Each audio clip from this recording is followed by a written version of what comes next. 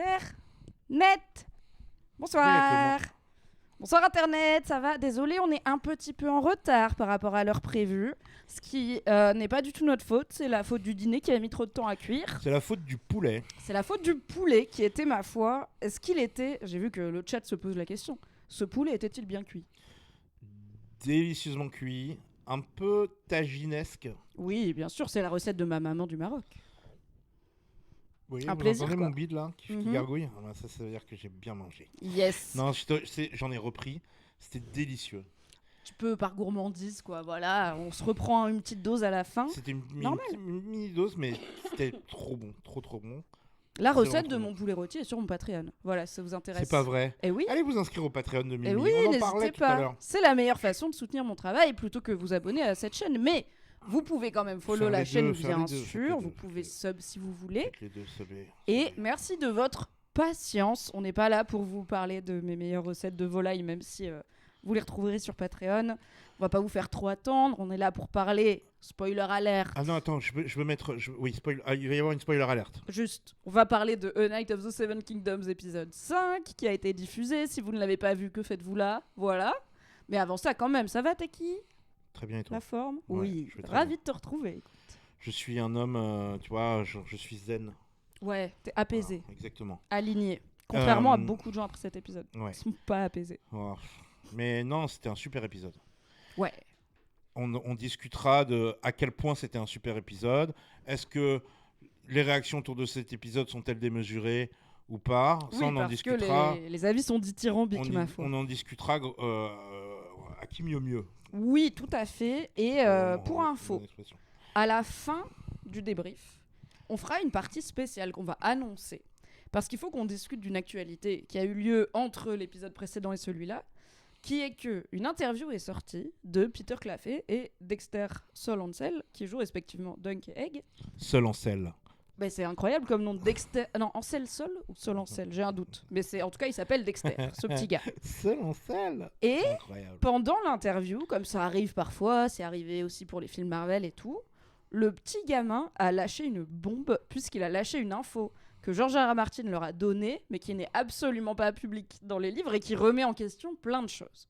Mais c'est une info qui vous spoilera un petit peu le destin de Dunk et Egg. Donc, on va pas en parler maintenant, mais si jamais vous avez suivi cette actu et que vous êtes là, qu'est-ce qu'elle va en dire Mimi, qu'est-ce qu'il va en dire Teki, restez jusqu'à la fin, et si vous voulez pas savoir, on vous préviendra. Voilà. C'est un truc assez... Ouais, pour les gens qui connaissent l'histoire des Seven Kingdoms, c'est assez important. Ouais. De toute façon, je serai là pour vous raconter tous les tenants et les aboutissants possibles, qui sont probablement exagérés, à fond. Hein. Oui, Rappelez-vous, alors moi on n'a pas eu personnellement... de nouveau livre depuis 2012, ok? Moi, personnellement, Mimi, elle m'a envoyé un DM comme si c'était genre la révolution, laisse Ah, tomber. mais pour moi, c'était Noël. C'était... C'était soit saison- Winds of Winter, saison, soit di- ça. saison 17 de Duncan Egg à Ashai. Ouais. Non, on n'est pas sur ce level-là. On n'est pas du tout sur ce level-là. Et peut-être On qu'on y arrivera un jour. On est sur un level plutôt westérosien, plutôt... L'histoire n'est Plutôt pas Game of comme Thrones, ce qu'on nous avait dit. Mhm. Mais restez jusqu'à la fin pour qu'on en discute. Voilà. Si vous le voulez. Merci à Onyx Fan qui dit cette actu est dingo, restez, ça vaut le coup. On a le temps, mais on a déjà beaucoup de choses à discuter, notamment un gros événement. Remarquez que je bois du cidre de la maison Fossoway. Tout à fait, dans une tasse, ornée du trône de fer, ramenée tout droit de King's Landing, donc Dubrovnik, par mes copines qui sont allées en Croatie. Non, C'est là la cam. Voilà, c'est pour vous les Kickslandou. On dira pas qu'on n'est pas dans le thème. Ok, A Night of the Seven Kingdoms, saison 1, épisode 5. Au nom de la mère, in the name of the mother. Attends, il y a un autre truc qu'on devait dire. Qu'est-ce qu'on devait dire? Je sais plus. Le 7 mars, au Trabendo, Oui, Tequila bon, Tex non, est de c'est pas de retour ça derrière dont- les non, platines c'est pas pour de ça un dont il all night long. Et puis, bah écoute, ça nous reviendra. Ouais. Donc globalement, t'as kiffé cet épisode. Ouais, j'ai kiffé cet épisode. Ouais, Le bien sûr. chat, je vous demande, vous avez kiffé cet Ah, épisode, voilà ce mais que je je sais sais. que vous allez dire oui. Je sais. Ah On s'est dit que pour l'épisode prochain, parce que Mimi, faut savoir quand même qu'elle cuisine méga bien. On dit pas juste ça pour se faire des politesses au début des épisodes. Non, parce qu'on ne serait C'est pas obligé. une vraie chose. Merci. Elle cuisine méga bien, ok? J'aime bien cuisiner. Puis toujours, on le sait, moi je viens ici, je me fais payer en bouffe, en vrai, et Oui. j'adore ça. le truc est que on a envie de faire le sandwich aux œufs d'oie. Bien sûr, le sandwich au porc grillé et aux œufs d'oie. Exactement. Qui symbolise le soulagement de je n'ai pas ajouté aujourd'hui et j'ai faim. Ouais. On a peut-être besoin de votre aide pour savoir où acheter des œufs d'oie à Paris. Ouais. Moi, je vais m'en occuper. Tu demandes à tes potes restaurateurs tu vois. Mais j'ai besoin peut-être de l'aide du chat. On va crowdsourcer, ouais. N'hésitez pas. Ou peut-être en DM Insta ou j'en sais rien. Mais bon. Si vous vivez à Paris et que vous possédez des oies qui donnent des œufs, par exemple, dans votre jardin, parce que vous êtes richissime, ça marche. Vous en mettez 2 de côté, on n'est pas obligé d'en commander un carton de 12, quoi. Moi, je me rappelle quand j'étais gamin, dans le 15e, il y avait même des œufs d'autruche. Oui, parfois, mais en curiosité, quoi. Dans certaines crèmeries. Non, c'était les crèmeries, genre, tu sais, les crèmeries. Ah oui, c'est vrai, quand on grandit dans le 15e, on va à la crèmerie. Moi, j'allais chez Grand Frais, en zone commerciale à côté de Valence. Moi, j'ai une super crèmerie dans ma rue, mais ils font pas de doigts. Eh ben, demande-leur s'ils peuvent pas te trouver un petit fournisseur. Si oui, on essayera la semaine prochaine de faire ce fameux sandwich. Alors, promis, on va pas vous faire un live entier où on est en train de manger, mais on vous montrera. On le mange à l'écran. Bah oui. Mais genre, on le mange, on commence à le manger, on fait une petite pause, on coupe les micros. Vous kiffez, nous on kiffe. Il y a les misophones, tu vois, c'est un gros sandwich quand même. Mais bon, on verra, on fera un sondage. Moi, je suis pas contre le bouffer pendant qu'on. Ah, c'est vrai que le micro, c'est un peu galère. Bah ouais. Il y a Guépard Solide qui dit bonjour Mimi, bonjour Teki, quel plaisir de vous voir pour ce débrief ce soir. Et j'ai beaucoup aimé l'interview de Teki avec Mehdi Maizi. Car en effet, tu as été en interview plutôt long format chez ce cher Mehdi Maizi pour Apple Music. Ouais. C'est dispo. C'est passionnant. Il est sur YouTube. J'ai fait aussi Nova, là, qui arrive sur YouTube bientôt. Et je fais une dédicace à Mimi, mais ils l'ont coupé du podcast, je sais pas pourquoi. Parce qu'ils ont peur de la concu, en fait. Parce que ça arrive entre 2 trucs, bref. Oui, et puis c'est pas trop le sujet. Mais ce sera sur YouTube, j'en suis quasi persuadé. Je vous ferai un petit extrait, donc restez connectés, quoi. Ou alors c'est moi qui n'ai pas compris comment leur podcast marche, mais c'est possible aussi. Oui, on a fait ça entre deux, quoi. Ouais. Et puis, qu'est-ce que j'ai fait d'autre ? J'ai plein de trucs, j'ai plein de promos qui arrivent. Bah ouais. Parce que rappelez-vous... J'ai parlé aujourd'hui là sur Sigma, qui est un média internet, un média Instagram.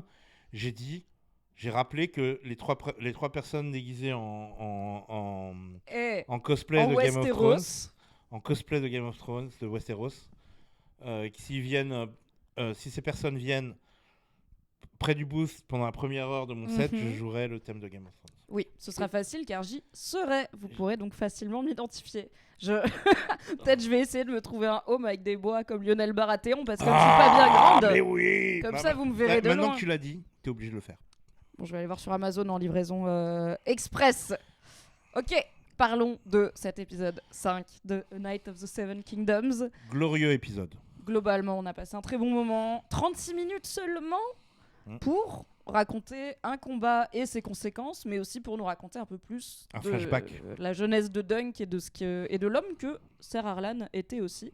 Puisque là, même si on est toujours sur du cinéma muet avec Ser Harlan, ou alors dans une autre cinéma d'Othraki. Oui, il est pas bavard. C'est un peu La vie est belle. Et en même temps, on en parlera, mais au moment où il rencontre Dunk, il est pas en forme non plus, Ser Harlan, puisque il n'y a pas vraiment de traitement pour les vétérans de guerre à Westeros. D'accord. Et qu'on est tout juste après une bataille où Ser Harlan a vécu ses propres tragédies. Je vois Guépard Solide qui me demande dans le chat, question pour Mimi, est-ce que tu as été surprise par cet épisode ? Est-ce que les révélations au fur et à mesure des épisodes sont à la hauteur de tes attentes ? Alors je peux pas vraiment être surprise dans le sens où j'ai lu la nouvelle, donc les grands moments de qui est Egg, qu'est-ce qui arrive à la fin de la bagarre pour Baelor, est-ce que Dunk va gagner son trial by 7 ou pas, tout ça je le sais. La chose qui est dans cet épisode et qui n'est pas dans le livre, c'est le flashback. Et du coup, ce que le flashback raconte, c'est l'enfance, un bout de l'enfance de Dunk à Fleabottom, qui est quelque chose qui est mentionné dans le livre. Il y a parfois des petits souvenirs que Dunk a quand il était gamin et qu'il faisait les 400 coups, mais c'est beaucoup moins dramatique déjà. Et, comme 3 pommes, Aegon Targaryen est un joyeux garçon qui n'aime pas l'école. C'est vrai. Et préfère pêcher des poissons. C'est vrai aussi, puisqu'il pêche un poisson pour Dunk. J'ai pas la ref. C'est Tom Sawyer. Ah ouais. De Tom Sawyer. Un peu de droite Tom Sawyer, non ? Mais non, parce que pour moi, c'est tellement américain. Non, le dessin animé, tu vois, je sais pas. Barrière blanche et pelouse bien entretenue. Non, parce qu'à un moment, ils sont genre... le méchant c'est un Indien, et en fait c'est pas un méchant, le twist c'est que c'est un gentil, que c'est même le père du gars. Et qu'il faut arrêter de croire que ce qui ne nous ressemble pas est notre ennemi. Exactement. Ce que les Targaryens n'ont finalement jamais appris. Non. Donc voilà, j'ai pas été surprise par cet épisode, mais on en parlera bien sûr, des choses qui ont été rajoutées, qui ont été enrichies. Est-ce que ça m'a plu ou pas ? On va en causer, mais globalement, mon retour sur cet épisode, comme sur tous les épisodes de cette série jusqu'ici, est positif. J'ai passé un super moment, et même en sachant ce qui se passe à la fin, et en ayant, pour le coup, le combat, il est vraiment genre copier-coller des pages de la nouvelle et du roman graphique. S'il y en a qui ont lu la BD, c'est vraiment les pages de la BD qui sont transposées à l'écran. Donc c'est pas surprenant ce qui se passe, mais c'est quand même quelque chose à voir à l'écran avec le budget HBO. Ces deux gars en métal qui se tabassent la gueule. Ok, on n'est pas dans une vision très romantique des combats moyenâgeux des chevaliers, quoi. Ouais, un peu les gars qui font du... Comment ça s'appelle ? Du baour ? Du méour ? Comment ça s'appelle les gars qui font de la bagarre Mais vous savez, le chat, il va savoir. La bagarre médiévale. C'est un peu les mêmes gars qui font des GN. C'est chiant parce qu'ils sont soit très de gauche, soit très de droite, mais tu sais pas trop, tu vois, t'es là. Est-ce que t'aimes bien l'histoire par curiosité ou parce que t'es nostalgique de quand il y avait que des blancs selon toi ? Du coup, ils peuvent régler ça. Ouais. Du béour. Merci le chat. Bon, j'étais pas loin, je savais que vous l'auriez. Ok. Cet épisode s'ouvre immédiatement après la fin épique du précédent où Baelor Targaryen se place aux côtés de Ser Duncan, qui est un homme bien, qui fait des choses honorables. Là, il fait un petit discours, un petit pep talk à l'équipe en mode Ted Lasso. Il dit bon, ils vont essayer de vous tuer. Ça va être sérieux. Peut-être vous allez mourir. Ok. Mais il dit aussi qu'il a lui-même une carte piège puisqu'il y a 3 combattants sur 7 en face qui ne peuvent pas l'attaquer car leurs vœux de garde royale, de Kingsguard, White Cloak, sont plus importants que ce qui est en train de se jouer comme tournoi judiciaire béni par les dieux. Et ça mène Ser Riesling à lui demander est-ce que c'est très honorable de faire ça ? Et Baelor dit les dieux nous le diront. J'étais là, Sors-moi putain un bon Riesling. Oui, bien sûr. Riesling, vous vous souvenez, c'est un seul œil, un peu fou, qui est très religieux, très mais du coup, le on warrior. l'a pas vu se taper trop. Ah non, mais on n'a pas vu grand monde se taper trop, à part en fond, voilà. Si vous êtes comme moi, vous avez fait énormément de retours en arrière et ralentis après la fin de l'épisode pour voir, surtout, est-ce qu'on voit le coup fatal ? Est-ce qu'on voit le moment où Baelor, voilà ? Eh bien, la réponse est oui, et je vous raconterai quand ça arrive. Mais là, on a ce petit discours de Baelor et cette intervention de Lionel qui lui dit j'imagine que t'étais le préféré de ta maman. C'est dommage, les hommes qui ont été négligés par leur mère se battent plus férocement.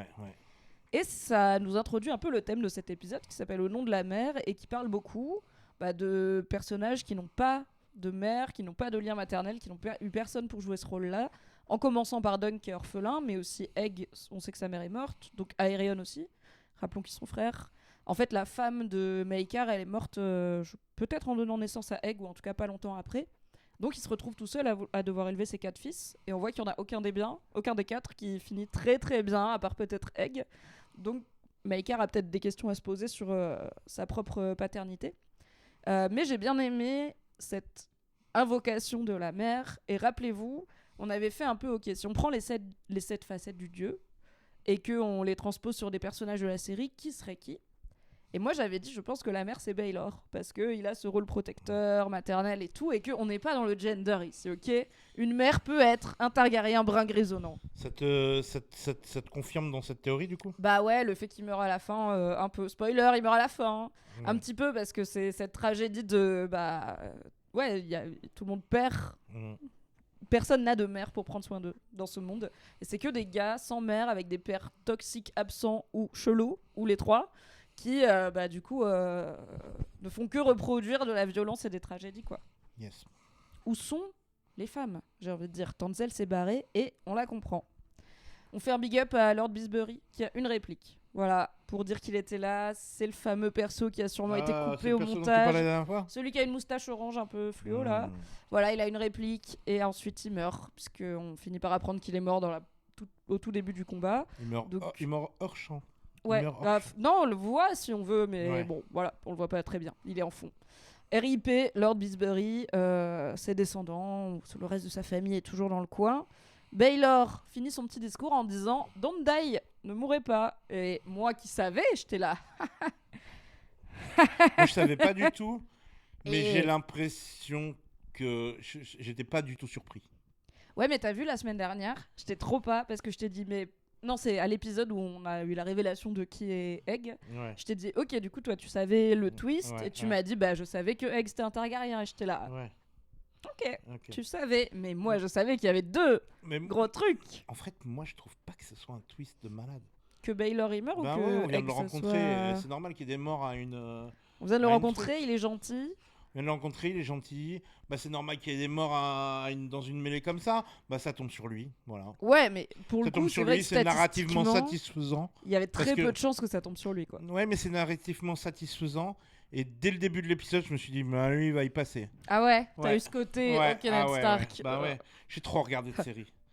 Quand le personnage arrive au début et fait un discours, allez, c'est bon, et qui finit en disant, ne mourrez pas, on se revoit juste après. Juste après ça, je te parlerai de ta mère, Jon Snow. Voilà. Ok. Le seul truc qui aurait pu être encore plus abusé, c'était que si c'était un épisode flashback sur Baylor. Oh, maintenant j'ai un peu envie d'avoir un flashback sur Baylor. Le truc qui aurait été encore plus genre, attention, il va mourir dans 3, 2, 1, ça aurait été ça. Oui, je comprends, ok. C'est dans le langage cinématographique de ce perso, va avoir une fin tragique assez imminente. Ouais. C'est clair. Bah écoute, il y en a sur le chat qui disent on voit arriver la mort de Baylor de loin. Et il y en a plein qui l'ont pas vu venir, que ce soit sur le chat, mon mec qui a regardé l'épisode avec moi. Des âmes pures. Mais oui, des âmes pures, des gens qui se laissent porter. Ou des gens qui ne sont pas encore cyniques comme nous, sachant que très peu d'hommes de bien survivent à Westeros. On fait le même DiCaprio. Oui, voilà, on pointe l'écran. Ah, il y a Rallo qui dit c'est vrai qu'ils auraient dû nous mettre plus de scènes avec lui pour qu'on s'attache plus et qu'on comprenne plus l'enjeu de sa mort. Bah, je pense que l'enjeu de sa mort est très compréhensible pour un mec qui a eu très peu de temps d'écran. Et toujours dans l'idée que cette série elle reste du point de vue de Dunk. Bah, en fait, Dunk il passe pas 4 heures avec Baylor Targaryen, il a pas de flashback sur sa jeunesse, il est déjà hyper impressionné de lui parler 3 fois dans sa vie. Et malheureusement, il y eut pu avoir une 4e, ils auraient pu avoir une belle carrière ensemble. Ça n'aura pas lieu. On voit que Egg joue son rôle d'écuyer, mais qu'il est pas bien du tout. Et Dunk prend le temps de le rassurer en lui refaisant la petite blague t'as intérêt à être là quand je reviens, si tu me cambrioles. Il y a un super callback de ouf. Oui. Ça, celui-là, trop mime. Trop bien écrit. Ah putain, trop bien, trop satisfaisant. J'adore ce genre de merde. Je suis client de ce genre de merde. Mais moi aussi. Et ça, c'est pas dans la nouvelle. Ça c'est rajouté, ce le ouf, j'étais genre, mais ouais. J'étais trop content. Et par rapport à Dunk, qui était un peu dur, et c'est normal quand il était dans le cachot avec Egg, là on voit que même au moment le plus stressant de sa vie, où il va potentiellement à sa mort, il prend le temps de réconforter un peu son écuyer qui est haut comme 4 pommes Fossoway. Haut comme 3 pommes. Se sent un peu coupable quand même. Targaryen est un joyeux garçon, je suis obligé de la chanter tout le temps. Mais vas-y, il n'y a pas de souci. Il n'aime pas l'école et préfère pêcher des poissons. Chevaucher des dragons. Pêcher des poissons. Non, il n'y en a pas de dragons. Tu vas encore. Les gens ils vont s'y perdre. Il y en a peut-être un en glace, perdu, tu sais, endormi sous Winterfell, comme nous le sachons. Ouais. C'est l'heure de la bagarre, let's go. Y a un jeune septon qui vient bénir ce combat. Comme 3 pommes. On va pas vous faire avec tous les Aegon, tous les Daemon, c'est pas possible. Les Baratheon et tout, on va pas s'en sortir. Donc ce jeune septon, dans une scène très drama, baigné de brume, appelle aux 7 facettes du dieu pour qu'il bénisse ce combat et que la justice triomphe. Et tout le monde se lance. Et Dunk, non. Ouais. Il bloque. Ouais. Et j'ai trop aimé qu'il bloque. Parce que je m'identifie beaucoup au côté anxiété que Dunk, dont Dunk est imprégné. Et en fait, bien sûr, il panique, tu vois. Il a jamais fait ça de sa vie. L'enjeu est tout de suite... Déjà, il avait peur de jouter. Là, c'est des enjeux démesurés. Et au moment d'y aller, il choque, quoi. Moi, je me suis identifiée. Il choke. Il choke, ouais, comme disent les athlètes. Comme un petit artichoke. Aussi. Comme Geoffrey à son mariage. Ouais. Et après, il se lance, et là... Alors, on a ce truc qu'on avait vu dans les bandes annonces, ce point of view où la caméra est dans le home de Dunk, son home avec juste super. Une fente. Et immédiatement... C'est chaotique, Aerion lui fonce dessus, Dunk se fait exploser son bouclier par la lance d'Aerion et il y a un gros éclat de lance qui lui rentre dans le bide. Il enlève... Alors, nous, on regarde The Pit, donc ça va. Mais je pense qu'il y a des gens pour qui arrachent la lance de son bide. C'était déjà un peu trop précis. Je me suis dit, déjà là, waouh. Ouais, mais ça, pour le coup, c'est pareil dans la nouvelle. En fait, t'es pas entraîné, gars. En face, c'est le gars, depuis qu'il a l'âge de tenir debout, on lui a mis une épée, des lances et tout. Évidemment, tu peux pas... Et puis, il est hyper stressé, Dunk. Depuis et évidemment, il est haut comme 3 pommes. Et il est haut comme 6 pommes, Dunk. Depuis qu'il était haut comme 3 pommes, on lui a mis des lances dans la main. C'est très vrai. Et on lui a confié un étalon. J'essaie de trouver des trucs en rond. Et du coup, comme dans la nouvelle, donc il se prend cet éclat de lance dans le bide, il l'enlève, et au moment où il se redresse, il se prend un coup du fléau de Aerion. Donc Aerion, il a un fléau, c'est un manche, une chaîne et une boule avec des pics au bout. Maekar, il a une masse d'armes, donc c'est un manche avec une boule avec des pics au bout, mais il n'y a pas la chaîne. Aerion, il a ce truc qui se balance. Ouais. Moi, je pensais que la masse, c'était... Tu pouvais mettre le truc avec la chaîne, ça pouvait être une masse. Il me semble que c'est un fléau parce que justement il y a la chaîne. En anglais, ça s'appelle Morning Star. Ce qui est trop beau. Le nom le plus George R. R. Martin possible pour un vrai nom d'arme de la vraie vie. C'est genre Lucifer, quoi. C'est genre l'étoile du matin, c'est Lucifer. Quoi. Alors que bon, je pense que pour le coup, quand tu la vois arriver, c'est la dernière étoile que tu vois. C'est pas l'aube. C'est vraiment... C'est la fin. Et là, on voit que Steely Pate fait du bon boulot. Parce que quand bien même Dunk vient de se prendre un fléau dans le crâne, il tombe de son cheval. Et certes, il est inconscient, mais au moins, il meurt pas tout de suite. Mais donc, on a plus de bouclier. Donc, Steely Pate, si on le rappelle, c'est le... Oui, c'est l'armurier. Qui est là, d'ailleurs, dans la team Dunk, au bord du terrain. Donc, plus de lance, un bout de lance dans le bide, un coup de Morningstar dans la gueule, plus de cheval, dans la boue, donc visibilité 0. Et là, dans la nouvelle, Dunk perd connaissance. Et dans l'épisode... Pendant qu'il perd connaissance, faisons un petit tour dans sa tête. Trop bien l'invention du cinéma et de la télévision. Oh là là, les images bougent. C'est quand même d'avoir des choses là où George R. R. Martin s'arrête d'écrire. Ouais, il aurait pu écrire un souvenir, mais non, pas du tout. C'est pas le style de George R. R. Martin de faire des flashbacks. C'est le style de Night of the Seven Kingdoms. C'est la deuxième fois dans un... J'ai une connerie ? Dis-moi. J'ai une connerie. C'est la deuxième fois dans une série Game of Thrones qui a un flashback. Il y en a dans Night of the Seven Kingdoms, il y en a quand même plusieurs sur Harlan. Oui, mais effectivement, il y en avait eu un dans Game of Thrones et un ou deux dans House of the Dragon, mais pas plus. Dans Game of Thrones, il y avait celui... non, dans Game of Thrones, il y en avait deux. Il y avait Cersei quand la... Moi, je me rappelle que de Cersei. Il y avait Lyanna Stark. C'était un épisode... Ah ouais, c'était un flashback, il y avait un jeune Ned Stark et tout, c'est vrai. Avec la petite demi-queue de cheval, là. Ta coiffure préférée, le man bun. Mais flashback. Il est sympa cet acteur, il rejoue dans d'autres trucs. Oui, il joue dans Rings of Power, je crois. Ta série préférée. Lui, il est jamais parti de la Terre du Milieu. Il est vraiment. Il a décidé de ne jamais jouer un rôle où il doit mettre un jean. Illégal. Flashback. Nous sommes, comme le montre bien le décor, dans la baie proche de King's Landing, puisqu'on voit le donjon rouge s'élever au loin. Et un jeune Dunk aux grands yeux bleus est en train de dépouiller des chevaux morts sur un champ de bataille. C'est la bataille de quoi, Mimi? Toi qui sais tout et qui a lu tous les Reddit. C'est la bataille du Champ Écarlate qui est, si j'ai bien compris, c'est la bataille qui a mis fin à la Blackfire Rebellion. Donc, il y a 13 ans. La première. Ouais, pour l'instant, il n'y en a qu'une. Comme la Première Guerre mondiale, tu vois, quand c'est fini, ils ne savaient pas que c'était la première, ils disaient juste la guerre.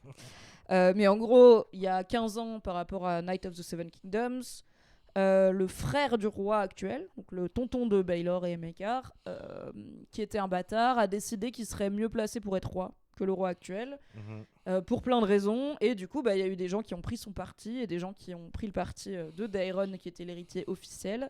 Et il y a eu une vraie guerre civile qui a failli être remportée par, du coup, Blackfire, qui était le nom du bâtard targaryen. Mais c'est Daeron et donc les loyalistes targaryens de la famille royale dynastie déjà en place qui ont gagné. Détail. Oui. L'emblème des Blackfire est donc le dragon à 3 têtes, mais noir. Inversé, ouais. Celui des Targaryens, c'est rouge sur fond noir, et celui des Blackfire, c'est noir sur fond rouge. Il y a une polémique, parce que Maekar porte une armure avec le dragon noir. ils ont pas tout à fait réussi les blasons et les emblèmes dans cette série. Et Ira Parker, le showrunner, l'a reconnu puisqu'il a fait, il a fait une discussion sur Reddit. Normalement, Maekar et en fait, normalement, tous les Targaryens ont leur propre emblème, qui est un dérivé de l'emblème officiel. D'accord. Donc, Baelor et son fils, ils ont l'emblème officiel dragon sur fond noir parce que c'est les héritiers du trône. Mais normalement, enfin, Maekar, il a son propre emblème, Aerion, il a son propre emblème pour dire. Voilà, on est des Targaryens, mais d'une autre branche. Maekar, son blason, c'est normalement, c'est juste le symbole royal, donc le dragon sur fond noir, mais reproduit 4 fois en croix, parce qu'il est le 4e fils et que Aegis il a le seum. Et Aerion, je sais, Aerion c'est le dragon Targaryen normal, mais avec des têtes colorées. Genre il y a une tête orange, une tête blanche, tu vois, il a mis un peu de couleur. Donc normalement, ils ont un peu chacun leur emblème, ce qui aurait peut-être rendu certaines scènes de la bataille un peu plus lisibles. Mais là, tous les Targaryens, ils ont le dragon Targaryen. Ouais, mais là il est noir sur noir, donc les gens étaient genre comment ça, c'est pas un backfire, ça colle pas. Il devrait être rouge. Après il y a beaucoup de boue, ça salit vite. Oui, exactement. Voilà. Et il y a quelqu'un aussi qui a dit peut-être qu'il l'a pris comme trophée sur un backfire qu'il a tué. Alors j'aime bien l'idée, mais je pense pas qu'il se baladerait avec les armes de l'ennemi, et c'est vraiment quelque chose qui a déchiré la famille en plus. Donc, et c'est assez frais. Donc c'était il y a 13 ans. Et cette rébellion s'est finie lors d'une grande bataille, la bataille du Champ Écarlate, près de King's Landing, qui est moins près, il me semble, normalement dans le livre, mais là ils l'ont mis vraiment à côté. Et c'est à cette... Du coup, c'est l'immédiat après de cette bataille, puisqu'il y a littéralement un soldat qui n'est pas encore mort, où alors Dunk et une de ses amies, et on le comprend bien, beaucoup d'autres gens, viennent piller le lieu du combat, comme ça se faisait et comme ça se fait encore, pour récupérer du métal. Donc Dunk, il est en train de prendre les fers des chevaux. Sa pote, elle lui dit, je connais une meuf qui paye pour des dents. Il y a pas mal de choses qui sont récupérables. C'est sa pote ou sa meuf ? C'est sa pote. Ils disent je t'aime, mais je pense pas qu'ils se sont déjà roulés des pelles. Tu les shippes pas ? Non, on va en parler, mais je suis pas fan de ce personnage. Voilà. Parce que je déteste les femmes. Arrête de shipper. Non, je les shippe pas trop. Après, ça veut pas dire que je vais souhaiter ce destin à cette pauvre dame. Mais pourquoi tu l'aimes pas ? On va le savoir après. Ouais, alors bon, du coup voilà, ils sont en train de looter des cadavres, et il y a un des cadavres qui est pas un cadavre. Looter. Oui. Et Dunk envisage quand même de mettre fin à ses souffrances, mais il est interrompu par du coup sa pote meuf qui s'appelle Rafe. Et ça m'a fait me dire que vraiment Dunk a jamais tué personne du coup. Ben non. Et même là, au final, il a tué personne pendant le combat. Donc c'est peut-être un truc à suivre. Combien de temps va se passer avant que Dunk tue quelqu'un ? Parce que là, il est, même si c'était un geste peut-être de pitié envers ce pauvre soldat qui a pas beaucoup de chance de s'en sortir, le gars il se débat, il appelle sa mère, faut quand même y aller quoi. Et au final il meurt immédiatement, mais pas parce que Dunk l'a tué. Donc je pense que pour l'instant Dunk n'a tué personne. Et donc ils prennent la route royale direction King's Landing avec Rafe, qui a l'air d'être un peu plus mature, un peu plus cynique aussi que Dunk. Ouais, et un peu plus débrouillarde. Ouais. Mais beaucoup moins rêveuse, puisque c'est là où elle lui dit en fait personne n'oublie rien. Si quelqu'un nous voit faire un truc, il faut pas croire qu'ils vont oublier, parce que Dunk dit mais la guerre c'est fini, c'est bon, il paraît qu'on va tous avoir une distribution de pain et tout. Et elle dit la guerre c'est pas fini. S'il y a encore des gens vivants qui ont perdu, ils vont revenir un jour, tout comme tel gars de Fleabottom. On s'était dit bon, c'est bon, il est battu, il est parti, il est revenu un an après, il a mis le feu à la moitié de Fleabottom. Okay. Donc cette thématique de personne n'oublie rien, elle est très, très réelle à Westeros, puisque quand tu penses, toutes les intrigues, que ce soit de Game of Thrones ou de House of the Dragon, c'est des gens qui se vengent de choses qui datent d'il y a longtemps, qui viennent venger leur père, voire leurs ancêtres. Et tout ça, c'est le cycle de la violence, quoi. On voit passer un écuyer qui ramène un cadavre. Je vais vous le dire parce que j'ai fait l'effort de regarder le blason et de mettre pause. C'est un Stokeworth. C'est une maison qu'on connaît très peu, mais c'est une des plus vieilles maisons de Westeros. Et elles étaient du bon côté pendant la Blackfyre Rebellion. Elles étaient du côté Targaryen. Et pour l'anecdote, Lord Stokeworth a été défait lors d'un tournoi par personne d'autre que Ser Harlan of Pennytree lui-même. Ah d'accord. Comme quoi, d'autres gens ont connu Ser Harlan of Pennytree. D'accord. Alors attends, tu parles du mec qui se fait canner là ? De l'écuyer qui voit passer avec un cadavre. Mais donc eux ils arrivent dans ton quartier. Est vivant. Oui, l'écuyer est vivant. D'accord.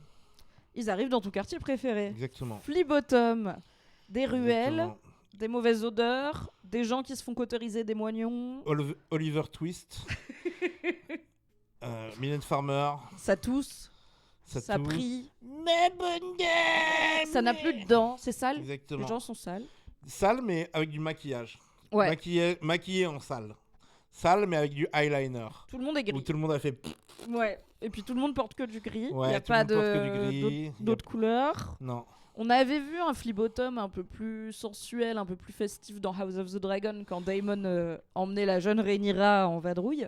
Là, on est de retour dans le flip bottom de Westeros où c'est juste les pouilleux qui vivent les uns sur les autres au milieu des animaux de basse-cour, des maladies, des miasmes, et qui est un royaume où aucune règle, aucune loi n'a cours, puisqu'on voit immédiatement un Gold Cloak, donc un garde de la ville, grosso modo. C'est un Gold Cloak ? Ouais. C'est blanc son... Bah non, c'est doré. C'est gold. Oui, c'est les gardes de la ville. En gros, c'est les flics. C'est la police de King's Landing. Les potes de Jamie Lannister. On peut dire ACAB. Non, c'est les potes de Daemon. Jamie était dans Kingsguard. Ah oui, c'est vrai. Non, je suis con. Non, en gros, c'est les condés de King's Landing. Non, mais en plus, c'est quoi, je dis Jamie, je pense à Matt Smith. Non, rien à voir. Daemon. Ouais. Oui, Daemon était leur chef et il a promis de nettoyer King's Landing de toute cette racaille. Ouais. Et globalement, il a envoyé les Gold Cloaks arrêter plein de pauvres et leur couper la main. Voilà, comme ça les calme. Donc on n'est pas sur les forces de l'ordre les moins corruptibles du monde. Et on voit que donc il s'appelle Alistair, ce Gold Cloak qui les interpelle. Il a un moignon, il a une main en moins. Et donc pour moi, il y a ce côté, c'était un soldat. Il a été trop blessé pour être soldat, donc c'est un peu la planque, tu vois. Ouais. Tu vas être garde de la ville, mais dans le quartier pauvre. Et peut-être pour arrondir les fins de mois et le temps passé à faire des PV. Bon. On peut dire qu'ils se servent un peu auprès de la population, notamment jeune, puisque alors ils veulent prendre à Dunk ce qu'il a pillé sur les cadavres, mais ils arrivent à s'esquiver parce qu'il y a une distraction, sauf que Rafe pique l'outre-avant du Condé. Ce qui est, je dirais, si vous êtes aux prises avec des forces de police corrompues, peut-être leur piquez pas des trucs perso, parce qu'après ils se souviennent de vous. Et on a des petits tips un peu.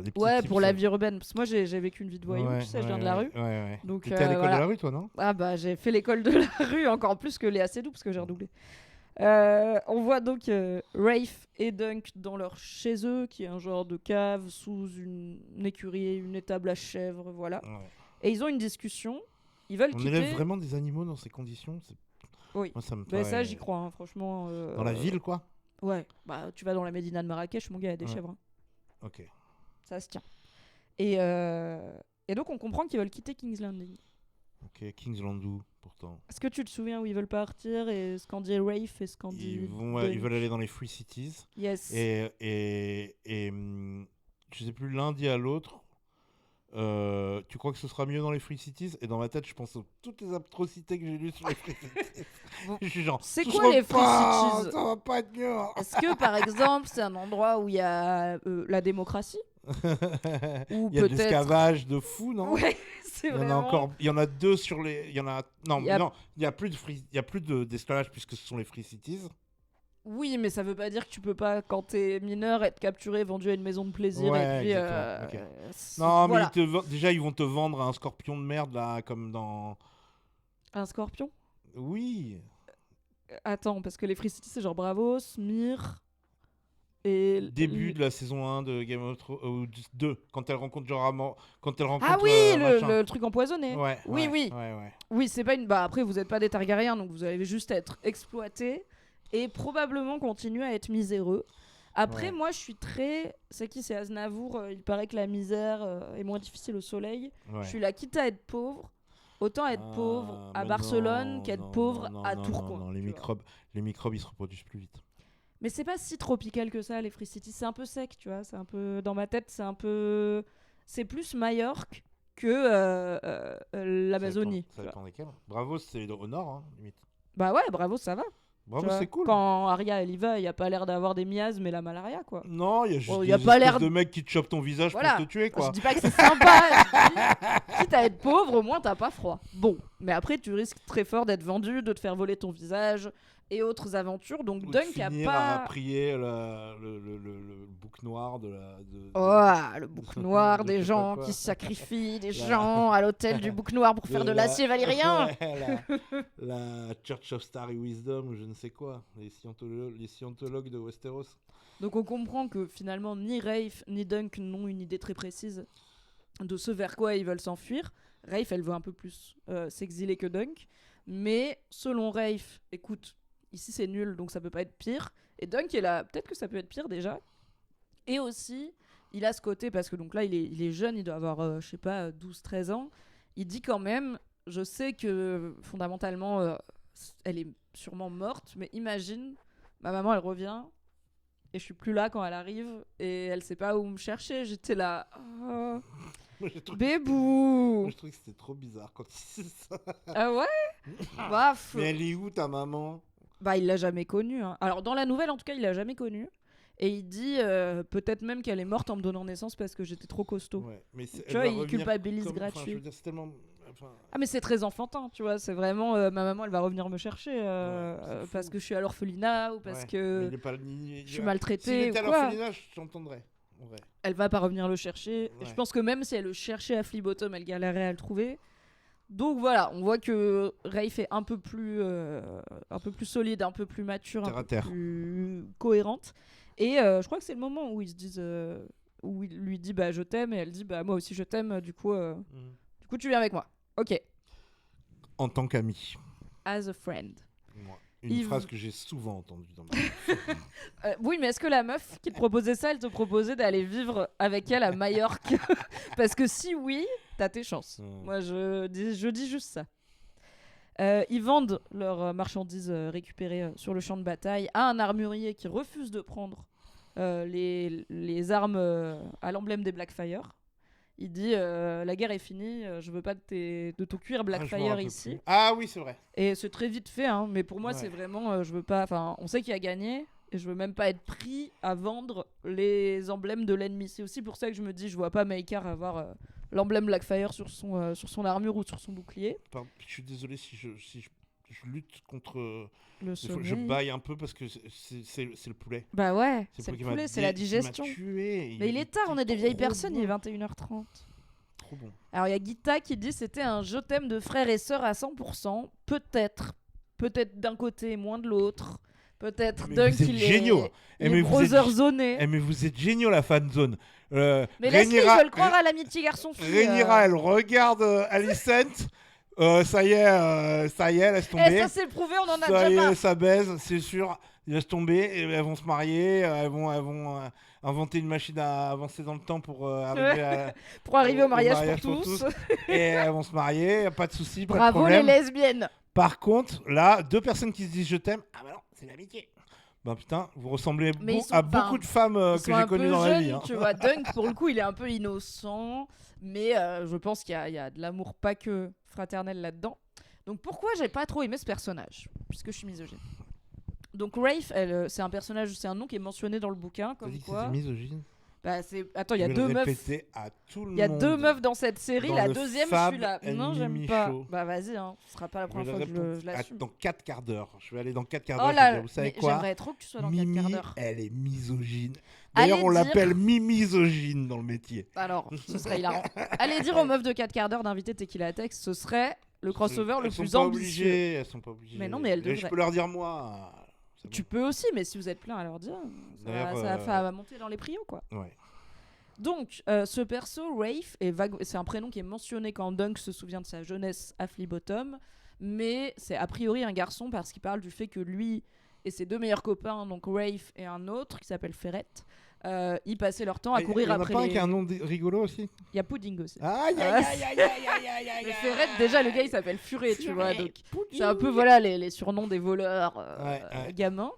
Et il dit qu'ils passaient leur temps à faire les 400 coups aux filles de Flea Bottom. Donc je veux dire quand ils étaient hauts comme 3 pommes. Quand ils étaient hauts comme 3 pommes à Flea Bottom. C'était des joyeux garçons qui voulaient pas aller à l'école parce qu'ils préféraient pêcher des poissons. Tout à fait. Alors j'espère qu'ils pêchent. Je pense que les poissons sont assez toxiques à King's Landing.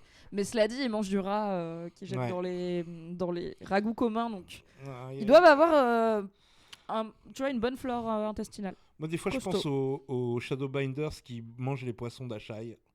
Bah ils sont plus à ça après. Hein. Ouais. Franchement, ils sont nourris à la Shade of the Evening depuis 15 ans.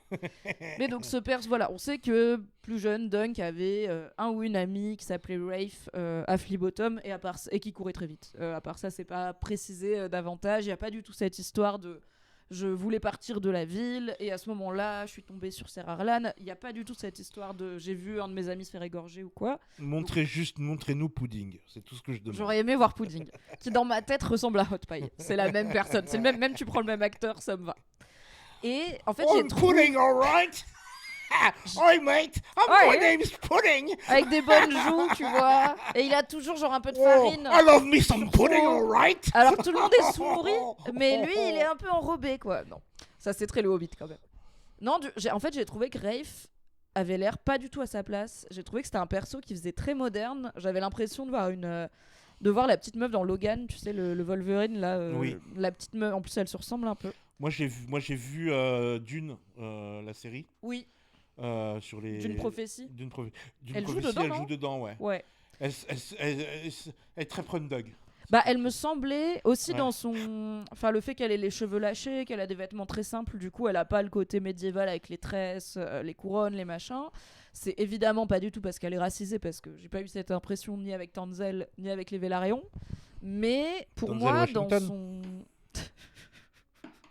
dans sa façon d'être, faut bien dans que je serve à quelque chose dans ce podcast. Ce perso de fille désabusée qui a grandi trop vite parce qu'elle a grandi dans la rue, bah j'y ai pas cru et en fait je trouvais qu'elle avait l'air de sortir de Game of Thrones saison 1 ou 2, tu vois. Ça aurait pu être une petite canaille que Arya elle croise dans les bas-fonds. Et c'est pas une bonne chose ça? Bah pas Parce que forcément. c'est un peu le même genre de gens. Oui, mais je trouve qu'on est un peu plus fin dans l'écriture dans A Night of the Seven Kingdoms et que ce perso pour moi en fait ce flashback je l'ai trouvé très cliché. Okay. Et il a pas contenu ce que j'attendais. Ouais, il a contenu des trucs que j'attendais pas mais qui étaient cool, genre Ser Arlan. Mais j'avoue que tout l'arc avec Rafe et le fait qu'en plus elle meurt, et en fait ça me saoule quand les origin story des personnages masculins c'est j'aimais bien une fille elle est morte, parce que c'est toujours genre ah bah c'est marrant, on n'a jamais l'histoire de la fille. Ouais. Donc j'étais là, ok, pourquoi rajouter ça? Je ne suis pas sûre du contenu de ce flashback jusqu'ici, j'avoue. Parce que tu vois que les Goldcloak soient des connards, on le sait, que Fleabottom ce soit pas moi je t'avoue, je regardais la barre et je me disais non mais je me disais non, je suis ok pour le flashback, mais si le flashback c'est juste ma meilleure amie elle est morte. Oui, c'est ça, c'est genre je veux pas être content en fait.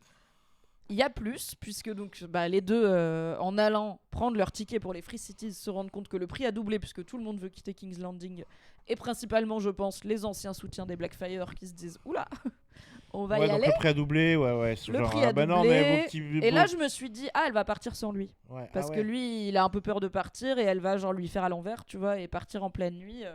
Parce qu'elle a de quoi payer pour un et pas deux. Mais non, c'est pire. Il retombe sur Alistair, le méchant Goldcloak, qui veut récupérer son outre à vin, qui est accompagné d'un complice en plus. Alors il maltraite, il malmène les gosses, et il pique la bourse de Rafe et se rend compte qu'elle contient des pièces d'argent, ce qui est quand même rare pour des mendiants de King's Landing. Et du coup il lui prend sa bourse, et Rafe décide encore une fois de prendre un risque peut-être inutile, qui en plus tu vois pour moi colle pas. C'est soit t'es ok, j'ai grandi dans la rue, je connais la rue, du coup je vais pas prendre des risques débiles, genre piquer la dague d'un flic qui est là devant moi, soit t'es un peu une tête brûlée, mais c'est compliqué de concilier les deux, quoi. Klepto. Ah bah Klepto de fou, mais alors Klepto qui choisit très mal ses cibles. Elle volerait des pommes hautes comme 3 pommes. Hautes comme 3 pommes. Rafe, c'est une joyeuse petite fille. Ah bah joyeux, elle aime pas l'école. Elle préfère voler des petits trucs. Elle préfère voler des sales cons. Ouais. Parce qu'elle vole la dague de Alistair qui, très évidemment... Et Dunk, il la regarde en mode « Meuf, vraiment, pourquoi tu fais ça ?» Évidemment, Alistair se rend compte tout de suite. Et alors, il n'hésite pas. Il l'égorge. Ouais. Ça va très vite. Je fais « Ah !» Et ça aussi, tu vois, j'ai trouvé ça un peu Game of Thrones. Le côté « Regardez, elle meurt, elle pisse le sang. » Tu vois, je suis ok, bon, d'accord. Oh là là. Et on peut dire que c'est un mauvais mardi pour Dunk, puisqu'elle lui tombe dessus en pissant le sang. Il se jette sur Alistair pour essayer de la venger. Et là, on voit que quelqu'un les regarde de l'intérieur de l'échoppe de la taverne qui fait le coin. Quelle mise en scène. Et une ombre grise, tel Batman, sort en tourbillonnant de la taverne et dit « Au nom de la mère, laissez ce garçon tranquille !» et vomit immédiatement. On l'a pas dit, mais Dunk a vomi au tout début aussi, avant le combat. On a quand même des fonctions corporelles dans Night of the Seven Kingdoms. Ouais, c'était obligatoire, ça. Oui. Ils peuvent faire. Mais là, ça va, ça m'a pas... Ils vont faire des cutscenes. Ils vont faire des... des super cuts. Des super cuts, ouais. Je les regarderai pas, mais probablement. Ouais. Et là, Ser Arlan, il fait un 1v2, parce que Dunk, lui, il est à côté de Rafe, il l'aide pas trop. Et il décapite l'un des Gold Cloaks, et il est un peu en difficulté avec Alistair, mais il finit par gagner. Qu'est-ce que t'as pensé de cette... Et il est reb de fou. Ah ouais. oui, c'est pour ça qu'il vomit dès qu'il On l'a jamais vu par Rebou. Non, peu. On le voit. Si, mort. On l'a vu mort et puis pas bourré. Mais non, on voit qu'il est sur un flux constant. Il donne de l'argent aux pauvres. Il est bourré quand même. Tu crois? Je pense qu'il boit pas d'eau, le gars. Vraiment, il est jamais sobre. Et on le verra quand Dunk le suit, mais il a l'air d'être bien en sa propre compagnie. Là, il a des vraies raisons d'être bourré. Mais qu'est-ce que t'as pensé de cette arrivée et de cette rencontre entre eux et de cette bagarre? Je trouve ça super. Ouais. Mais en même temps, je trouve ça super, je trouve ça bien. Mais l'épisode, il est bien. Mais j'ai pas été genre, oh waouh, un truc de ouf. On voit Arlan, tel personnage faire le truc qu'on savait exactement qu'il allait faire au moment où il le fait. Oui. Donc, ouais. C'est pas révolutionnaire, mais c'est bien fait. Bien. Moi, j'aime bien cet enrichissement du personnage de Arlan. J'ai préféré la séquence. Ce que j'ai aimé, moi, c'est la séquence qu'on va aborder juste après. Ok, super. Ça, j'ai trouvé. J'ai eu du mal à suivre parce que tu le vois chanter et en même temps, la mise en scène, j'ai trouvé osé. Oui. Et une fois que j'ai capté que c'était un parti pris artistique, je me suis dit, ça fait pas de mal. C'est bien. Je suis d'accord, j'ai bien aimé aussi. Mais donc, oui, c'est vrai, merci le chat. Je l'avais pas précisé. Dunk s'est quand même pris une lance dans le mollet. Donc il est relativement blessé. Et donc Arlan se débarrasse IRL et dans le flashback. Oui, dans les deux cas. Arlan se débarrasse des deux Gold Cloaks, mais il s'en va, il s'occupe pas du tout de Dunk qui reste avec le cadavre de sa pote et qui, on le voit, il est chez lui dans leur planque là en total stress post-traumatique, seul au monde. Et il revoit passer ce drôle de chevalier qui là encore est bourré, mais qui l'a aidé. Et il décide de le suivre. Ouais, à une certaine distance, sans se faire repérer. Ouais, sans se faire repérer, sans se cacher non plus, mais sans s'annoncer. Ouais. Pourquoi je vous dis que Arlan a des questions d'être particulièrement fucked up, c'est que donc il était au combat dont on a vu l'aftermath, le champ de bataille. Donc il a vécu cette bataille dans le camp des loyalistes Targaryens, donc le camp des vainqueurs. Et malheureusement, il a donc en plus du carnage de vivre une telle bataille, il était accompagné de son écuyer, qui était aussi son neveu et le dernier membre de sa famille, et qui était un jeune homme de l'âge de Dunk et qui est mort. C'est pour ça... combien de pommes 3,5 du coup. 3 et un trognon, parce que Dunk il est un peu grand. Et c'est pour ça qu'il est particulièrement sensible à aider ce gamin qui se fait maltraiter. C'est pour ça que la première nuit, on voit qu'il a une tombe à côté de lui, avec un petit casque dessus. Et franchement, j'étais là, c'est la tombe de qui? Et après, je fais, évidemment, c'est de son écuyer. Dunk a mentionné dans la série que je suis pas de la famille de Ser Arlan, il avait juste son neveu qui est mort à la bataille du Red Grassfield, donc c'est pas une nouvelle, mais c'est pas clairement dit. Mais ça explique aussi pourquoi Arlan, quand il part de King's Landing, est dans cet état de stupeur et d'alcoolémie intensifié. C'est parce qu'il est en deuil et qu'il vient de perdre le dernier membre de sa famille et qu'il a pas pu protéger son écuyer, ce qui est quand même beaucoup. Ok, c'est bien. Et donc, Dunk le suit, et là, on a ce passage que t'as bien aimé, de Arlan qui parcourt un bout des Seven Kingdoms avec Dunk qui le suit, je dirais, entre 5 et 10 mètres en arrière, en boitant un peu. Arlan a déjà ses 3 chevaux, bien sûr, Sweetfoot, Chestnut et Thunder. On n'oublie pas, on les embrasse. Elle le fait vite, elle le fait rapidement. Bien sûr, attends, je les adore. Sweetfoot. Oui, parce qu'elle a le pied léger. Chestnut et Thunder. Sweetfoot, c'est celle que Dunk il a dû vendre, tu sais. D'accord. Il a dit, je vous donne un peu plus, donnez-lui une pomme ce soir. Oh, comme 3 pommes. Comme les Fossoway. Et donc, t'as bien aimé voir Ser Arlan, qui se bourre la gueule et vit sa vie de chevalier errant pour le coup à 100%, quoi. Ouais. Il dort contre les murets, il dort sous les arbres. J'ai pas compris qui chantait au début. Et après, je me suis dit, ah oui, d'accord, c'est lui qui chante, mais il nous montre un genre de montage. C'est un montage, quoi. Sauf qu'au lieu que ce soit push it to the limit, c'est avec un bon timbre de mec bourré, c'est-à-dire il chante pas très juste, mais il chante pour personne. Il chante pour lui-même et les étoiles et les étoiles étincelles entre elles dans ne la parlent nuit. que de lui. Oui, et d'un musicien qui fait jouer ses mains sur une épée longue. Il chante en dothraki. Et la personne qui crée les paroles en dothraki ou en valyrien ou dans d'autres langues pour Game of Thrones a posté les paroles en dothraki et leur traduction en anglais sur internet. Et comme je suis qui je suis, je vous l'ai traduite. Okay, donc ça nous donne aussi l'idée que Ser Arlan a voyagé, il a roulé sa bosse puisqu'il connaît au moins en entier une chanson de bataille dothraki. Il serait allé à Essos rencontrer des dothraki? Bah pas forcément, mais il a pu rencontrer des dothraki, des marchands. Des marchands dothraki, des gens qui, bah tu vois, genre Illyrio. Il est possible qu'ils parlent un peu, qu'ils connaissent des chansons dothraki. Pour moi, si tu connais des aventuriers, des marchands, des gens qui bourlinguent. Donc il la chanterait sans connaître vraiment je suis pas sûr qu'il est bilingue en dothraki, ouais. D'accord. Je pense que c'est le genre de truc que tu gardes comme tu te souviens des chansons paillardes en polonais de quand t'as fait un an en Pologne, mais t'es pas bilingue polonais. C'est ton cas? Non, pas du tout. J'ai jamais été en Pologne de ma vie. J'ai essayé. J'aurais aimé que tu nous bust out une chanson en polonais là. Non, quand j'étais petite, je chantais Mon beau sapin en allemand à Noël. Ah Tannenbaum. Ah oui, Tannenbaum. L'Alsace. Mais toi, t'es presque allemande. Bah, selon les époques, oui. Du côté des vainqueurs, tu sais, nous. C'est toujours... ça clignote. Vous n'aurez pas laissé la Lorraine. Jamais. T'as vu que là, pour un match de la NBA, pour présenter Victor Wembanyama, qui est un des jeunes stars du basket français, qui du coup joue en NBA, ils ont mis une carte de la France. Et genre, il y a quelqu'un dans l'équipe qui a googlé France Map.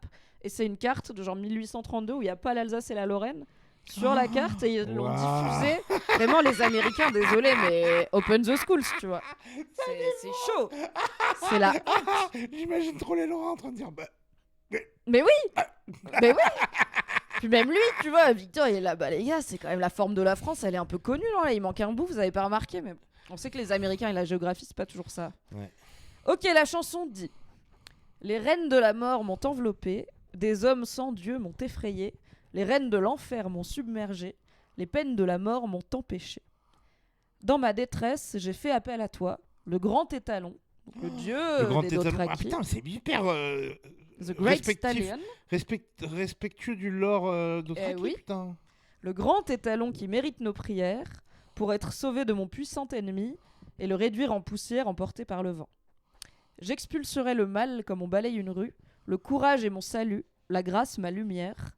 Rends mon pied léger comme celui d'une biche, que mes pas ne dévient pas. Confie-moi la force, que je détruise ceux qui me haïssent. J'expulserai le mal comme on balaye une rue, le courage est mon salut, la grâce ma lumière.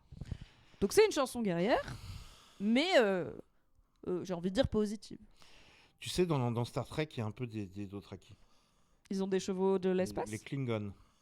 Mais non, plus dans l'attitude. Les Klingons, c'est les Spock. Non, c'est les Vulcains. Ah. Les Vulcains, ils sont dans la logique. Les Klingons, c'est eux qui ont un crâne bizarre. Ouais. Ah, ils sont un peu Dothraki, eux. Ok. Eux, c'est genre l'honneur à toutes les sauces. Et si tu t'as pas fait ça, c'est l'honneur. Si tu es pote avec quelqu'un, faut te battre en duel avec lui. Oui, ok. Tu vois, oui, c'est vrai que les Vulcains, ils sont un peu plus dans l'intellect. Ah non, les Vulcains, c'est que de l'intellect. Ils sont un peu plus nerds, quoi. Ouais. Ok, je vois le lore Dothraki. Mais donc vous avez les paroles de cette chanson que braille autour du feu Ser Arlan, qui donc je pense pas que ces paroles il faut les analyser pendant 120 ans, mais déjà je les trouve jolies.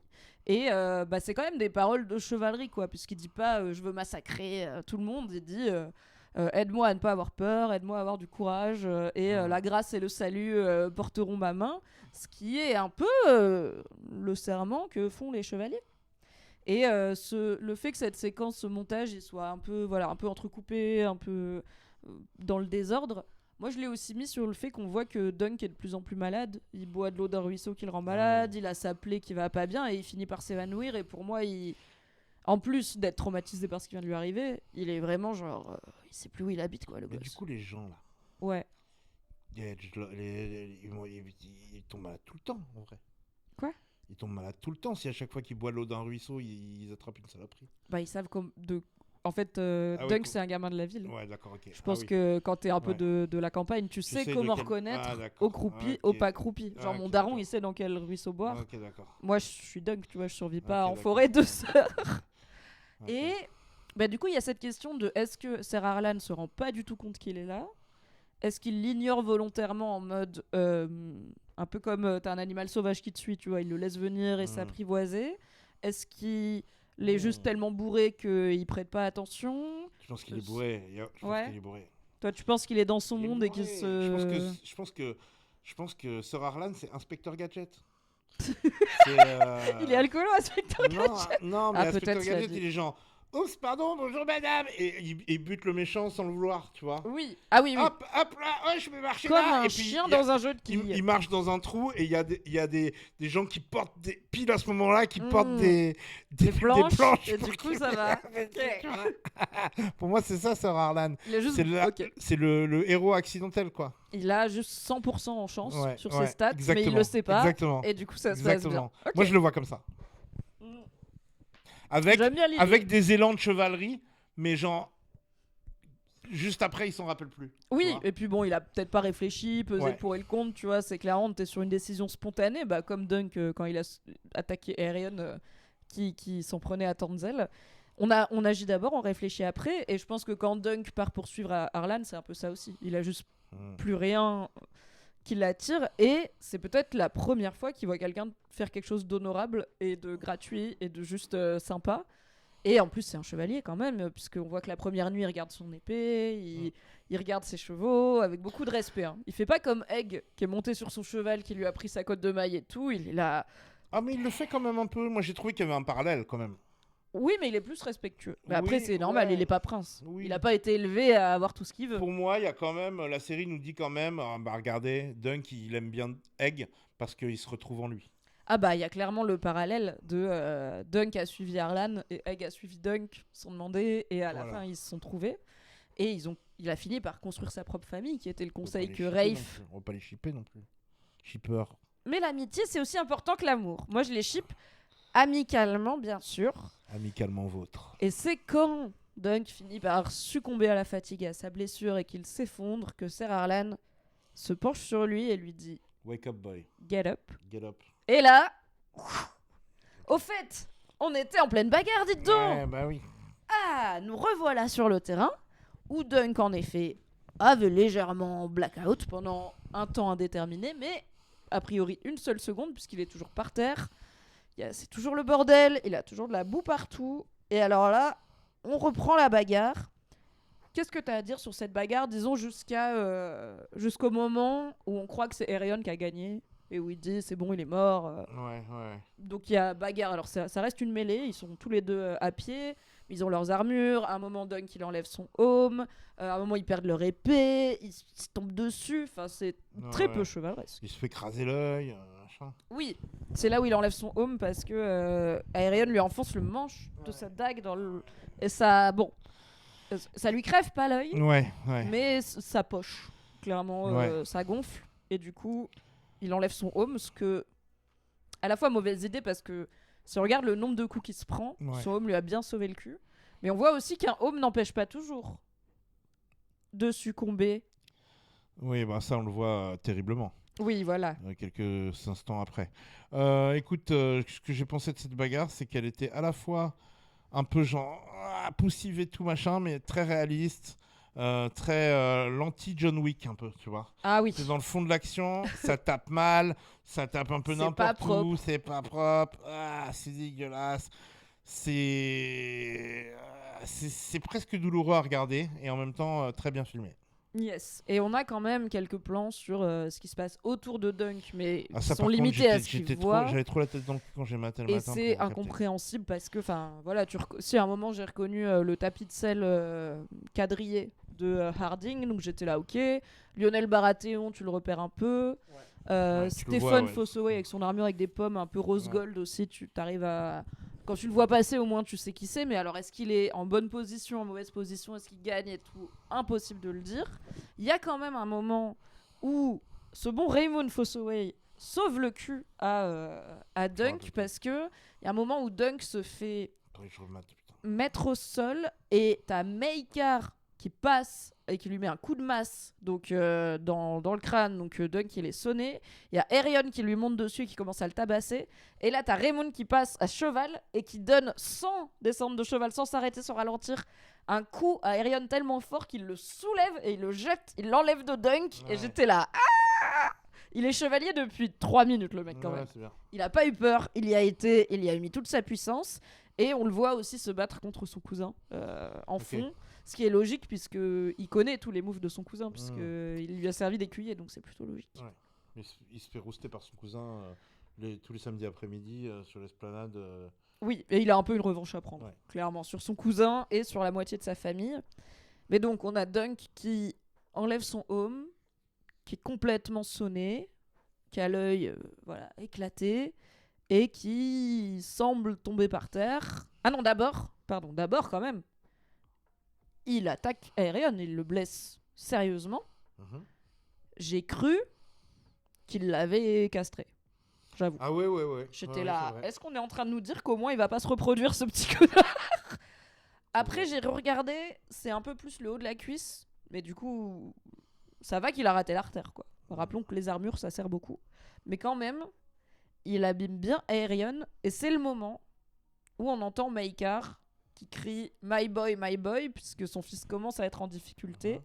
Et on a un plan ou deux sur Maekar qui essaye de se précipiter et qui est en train de se battre avec Baylor à la base, qui l'envoie valser avec sa masse, et il se précipite vers Aerion, mais il est arrêté par... il plante le cheval de Lionel Baratheon quand même. On sent qu'il est en... T'as vu tout ça, toi? Ouais, j'ai regardé beaucoup de fois la bagarre.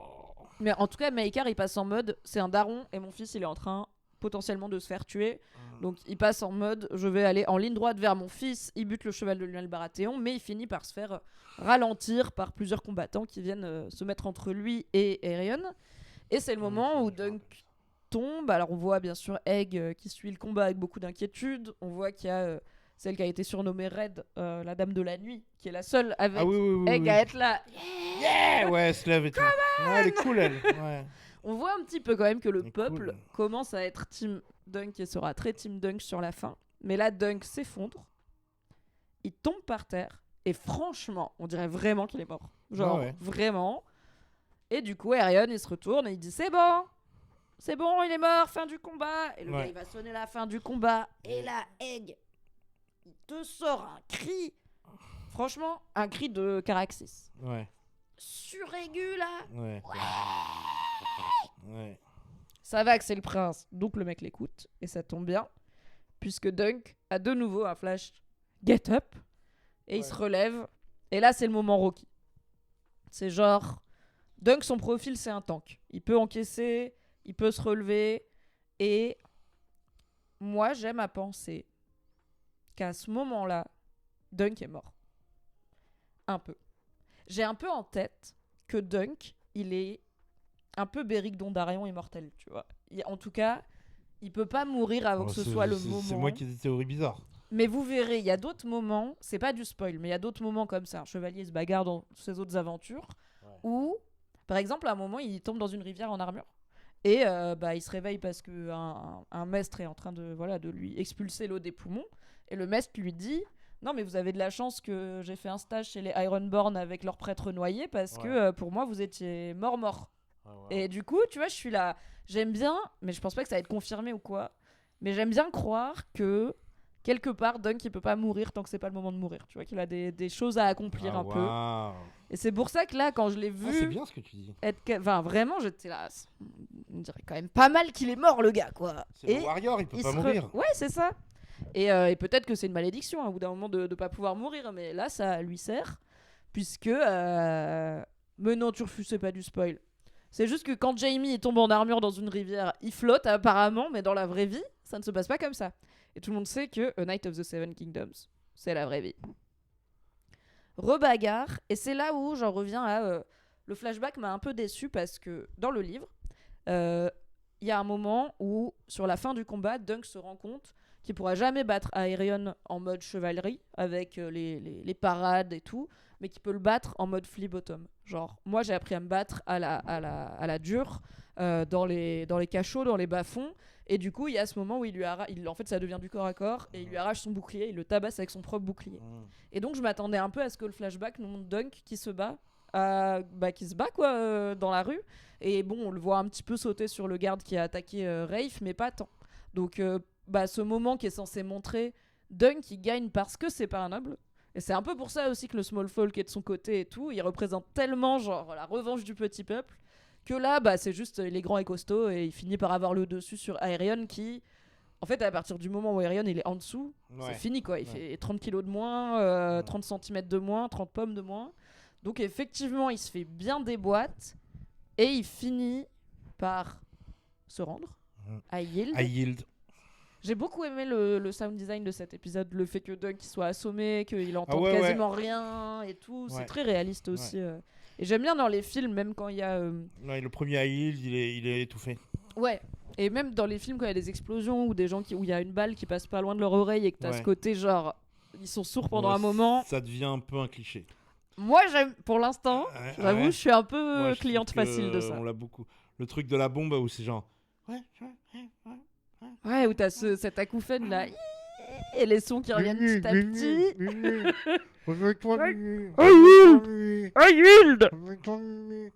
Et c'est là que la tragédie est tragique. Parce qu'à ce moment-là, Aerion il dit « je me rends ». Mais personne l'entend à part Dunk. Et Dunk, il regarde autour de lui, et il se rend compte que les autres ils savent pas, ils sont encore en train de se battre. Et donc il prend, ça c'est super, il prend Aerion par le pied. Ça c'est dans la nouvelle, et il le traîne comme un sac à patates, et il le dresse devant les juges, donc Lord Ashford, pour lui dire, dis-leur à eux que tu te rends, que le combat est fini. Et en fait, dans la série, c'est à ce moment-là que il y a le coup fatal sur Baylor. Comment tu sais ? Parce que j'ai regardé plein de fois, et qu'en fait, il y a 2 fois où on voit Maker attaquer Baylor. Donc Baylor, on peut le remarquer. C'est Maker qui a tué Baylor ? Ouais. Mais c'est ce qu'il dit Baylor à la fin, il dit ça doit être mon frère avec sa masse d'armes. C'est tragédie sur tragédie. Parce qu'en fait, personne osait vraiment attaquer Baylor, à part Maekar. Et au début, c'était genre ok, on joute et tout. Mais à partir du moment où Maekar il était en mode Aerion, là il est en danger, my boy, il a vu rouge, tu vois, il a pas réfléchi, il a pas pesé ses coups. Et il y a un moment où on le voit donc repousser Baylor avec sa masse, mais plutôt à l'avant du visage, et Baylor il tombe. Et plus tard, après que Aerion se soit rendu à Dunk, mais avant qu'il soit rendu à tout le monde, dans ce laps de temps là où chaque seconde compte, en fait, on voit Baylor, en gros, il est derrière Maekar. Maekar l'écarte et en face, il y a Lionel. Donc en gros, c'est Lionel et Baylor qui entourent Maekar pour le ralentir. Et en repoussant Baylor, Maekar, qui à ce moment-là est fou et qui se dit que son fils est en train de se faire éclater le visage, il met un coup de sa masse d'armes, mais il regarde même pas. Et il atteint Baylor à l'arrière de la tête. C'est le moment, vous pouvez trouver, vous googlez, vraiment plein de gens ont fait des gifs, des ralentis, des gros plans, des images par image, ils ont augmenté le contraste et tout. Donc on peut ne pas être sûr. Je vois Turfu qui dit dans le livre, Maekar ne sait pas lui-même quel coup a été fatal. Certes, mais on sait que personne d'autre n'a tapé fort sur Baylor et que c'est clairement une masse d'armes qui a tué Baylor et que c'est clairement Maekar qui en avait une. Donc Dunk est victorieux, alors ça c'est bien. Il est traîné hors de l'arène par ce bon Steely Pate et ce bon Raymond qui lui prodigue les premiers soins. Et alors j'ai vu des gens dire c'est pas réel. Enfin, Dunk il a pris tellement cher, il devrait être au bord de la mort. Et j'ai envie de dire à ces gens, c'est à ça que servent les armures, parce qu'en fait c'est vraiment son armure qui a encaissé la plupart, et on voit que sa blessure la plus grave c'est la lance du début, parce qu'elle a poussé des bouts de côte de maille dans la plaie. Donc il va falloir nettoyer ça. Il y a Egg qui est là en mode oh, c'était quand même une dinguerie ce qui s'est passé. Et là Baylor il arrive en disant non, ne mettez pas de l'huile bouillante sur sa plaie, mettez du vin bouillant. Et tu te dis bah alors, il est là Baylor, mais c'est super. Donc quand même premier truc qu'il demande c'est est-ce qu'il y en a qui sont morts, et on lui dit ouais les 2 Humphrey ils sont morts au début. Bon on s'en fout un peu hein. Franchement c'était pas des persos très importants. Mais personne d'autre n'est mort, bah ça va, c'est combat, franchement, ça, tout est bien qui finit bien. Donc Dunk... Là, je me suis fait... Dans le sens où là, je me suis dit oui, ok, c'est bon. Là, tu t'es pas dit, allez bâtard, il va mourir là maintenant. Bah non, bah, même moi, en le sachant, tu vois, j'étais là... Mais c'est pareil dans le livre. Hein, Toi, tu t'es dit ils ont changé le bouquin? Non, parce que c'est obligé que Baylor il meure. Mais et je me suis pas dit ils vont le faire dans l'épisode prochain, tu vois, parce que sinon ils auraient pas montré la fin du combat. Mais c'est un peu comme Ned Stark, tu vois, tu le sais. Et en même temps, comme jusqu'au dernier moment, il est là, oui, je vais à la garde de nuit, machin. Tout le monde dit ok, il y a Cersei, elle dit ok. Et ça tenait à tellement peu de choses. Donc Dunk prête allégeance à Baylor. Il lui dit I am your man. Et Baylor il dit c'est bien, j'ai besoin d'hommes bien. Et là, quand tu le sais, l'acteur il bafouille un peu, il traîne un peu, tu vois, parce qu'il est en train il a clairement un bout du cerveau en moins. Donc il lui dit j'ai besoin d'hommes bien. Et après il dit le royaume. Et c'est tout. Tu vois, donc c'est un peu déjà genre ok, mais bon, il sort de bagarre, les Targaryens ils sont un peu poètes et tout. Et là, il demande à Raymond de l'aider à enlever son casque. Et il lui dit la visière est fendue. Il n'y a pas de visière sur le casque. Et Raymond, il le regarde genre... Ok, d'accord. Et moi, j'étais là, ah bah, il n'y a pas de visière. Parce qu'en fait, il est en train de perdre la vue parce qu'il a un bout de cerveau en moins. Ah ouais, t'es technique, t'es trop technique. Mimi mais parce que moi, je le savais. Technique. Et après, il dit mes doigts, ils sont comme du bois. Et j'étais là, arrêtez de faire durer le truc, arrêtez. Mais toi, tu regardes The Pit, tu vois, tu devrais savoir que... Ouais, mais je suis à moitié endormi quand je mate... oui, et puis juste, tu t'attends pas à ce que ce soit là, quoi. C'est assez inédit comme façon de mourir dans Game of Thrones. Mais ça arrive, ça peut arriver dans la vie, bien sûr. Il faut engueuler. Tu regardes The Pit et tu n'en pas capable. Ben non, mais je suis contente que tu aies eu la surprise en vrai. Ouais. Parce que c'est toujours mieux quand t'as la surprise. Et après, je le savais, j'ai quand même kiffé. Mais la première fois dans la nouvelle, j'étais en mode. Attends. Mais j'ai eu la surprise, mais je me suis dit, oui, make sense. Make sense narrativement. Oui. Pour 1000 raisons. C'est pas gratuit, c'est jamais gratuit chez George R. R. Martin, contrairement à ce que d'aucuns prétendent. Mais donc, Raymond et Steely Pate s'associent pour retirer le casque, rappelons-le. À chaque fois, je pense que tu dis Steely Dan, un groupe de rock. Ah non, je connais pas. Steely Pate, je l'adore. Et je pense que c'est l'incarnation du blacksmith dans les dieux, tu vois, évidemment. Et donc rappelons que Baylor, c'est pas son armure, il a l'armure de son fils parce qu'il était pas venu avec la sienne, parce qu'il pensait pas concourir. Est-ce que ça a joué cette idée de, elle est un peu... ça a joué que c'est pas sur mesure? On saura jamais, mais ça peut. En tout cas, dans le bouquin, il mentionne qu'elle est un peu étroite pour lui et tout. Après, il a quand même pris un coup de masse d'armes dans la nuque, donc quasiment à bout portant par son frère, qui effectivement, en fait, les deux, Baylor et Maekar, ils sont connus pour être des super forts combattants. Tes souhaits? Pardon. Et ah non, j'ai cru que t'allais éternuer. Non, c'est... T'as qui a tourné à la fin. Je suis un peu en mode zombie, mais non, franchement, c'est ce poulet. C'est le poulet. Je suis désolé, c'est un gros poulet. Mais donc oui, Maekar et Baylor sont connus tous les deux pour être des très bons combattants, et ils sont surnommés le marteau et l'enclume. C'est Maekar l'enclume, donc on peut pas dire que c'est juste la faute à un défaut du casque si Baylor a succombé, c'est la faute à pas de chance. Mais le problème, c'est que quand on lui enlève son casque, il y a une partie du crâne qui vient avec. Et tout à fait comme dans la nouvelle, il a un drôle de regard, il s'effleure l'arrière du crâne et il tombe et il meurt dans les bras de Dunk. Et donc la prophétie disant qu'un immense dragon est mort sur Dunk, mais que lui il est vivant, et que c'est pas Dunk qui l'a tué. Attends, alors là, moi je pensais que... Ah, waouh. Et oui, c'est ça la prophétie. Pas capté du tout. Je pensais que ça parlait de ce dont on va parler dans la partie finale. Tout à l'heure, j'avais pas du tout capté. Alors là, c'est pour ça que c'est à ça que ça sert les débriefs. Et oui. Parce que j'avais rien compris. La prophétie disait vrai, puisque donc Daeron, le Targaryen qui fait des rêves prophétiques et qui picole beaucoup, a dit à Dunk, je t'ai vu, tu avais un immense dragon qui était effondré sur toi, le dragon était mort mais tu étais vivant, et il y avait un grand feu. Ça c'est rajouté par rapport à la prophétie dans le bouquin. Et Dunk lui avait demandé, mais ça veut dire que c'est moi qui ai tué le dragon? Parce qu'à ce moment-là, je pense qu'il pensait que ça voulait dire Aerion, tu vois.